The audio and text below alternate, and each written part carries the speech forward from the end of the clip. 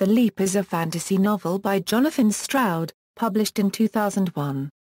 It centers on a girl whose best friend drowns in a mill pool. Plot introduction: everyone says that Max has drowned, but Charlie thinks differently. She was in the mill pool with him, and knows exactly what she saw. When she begins to see him in her dreams, her hopes are raised. It seems the reunion she craves is possible. But where exactly is Max leading her? And will she be able to return? Defining attributes in The Leap, the story weaves a fantasy into everyday life, but for the most part it is confined to Charlie's dreams. With only a few clues, the reader is kept guessing whether it is all in Charlie's imagination, or whether there is a reality behind the dream. No simple answer is given, even at the end. After the high adventures of Buried Fire, I was interested in a more low-key and subtle investigation of how fantasy and reality collide. The book is split between the perspectives of Charlie, who believes something strange has happened, and her brother James, who does an unregistered trademark tea. It is up to the reader to decide whose side to take. Jonathan Stroud. Characters: Charlotte Charlie Fetcher, protagonist. At the beginning of the story, Charlie witnesses the drowning at a mill pool of her best friend, Max. Her memories of the events are fanciful, involving a vision of Max in the water, being kidnapped by strange women with bright green eyes. Her doctor, Peter Andover, believes these memories are the cause of asphyxiation, for the restriction of blood to the brain may induce visual disturbance, such as prolonged dreamlike hallucinations. Her mother and James, her brother, are also skeptic of her tale. In spite of this, Charlie continues to fully believe what she had seen. Charlie also has vivid dreams in a fantastic land, where she attempts to find Max. At times she will see him walking in the distance, but is always too far off to catch up with. She keeps a dream journal.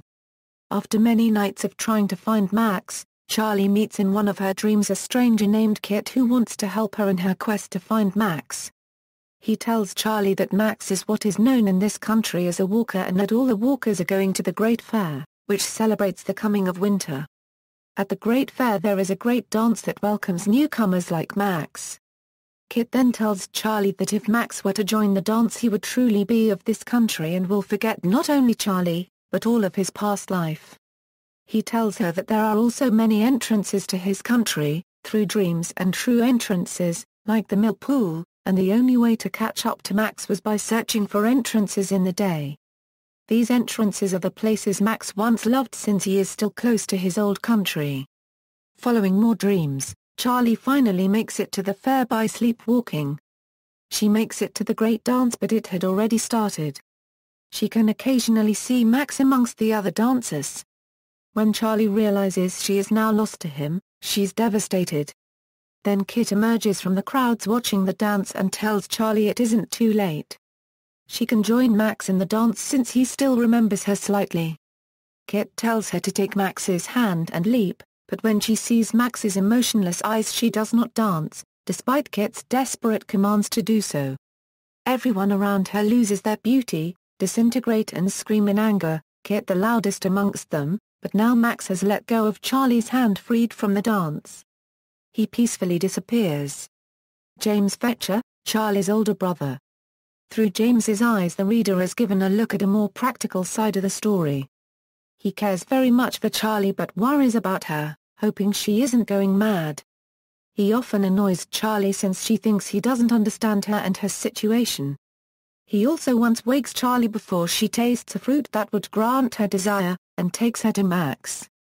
From James's view, Charlie was becoming more and more ill in her sleep, her color draining with each second.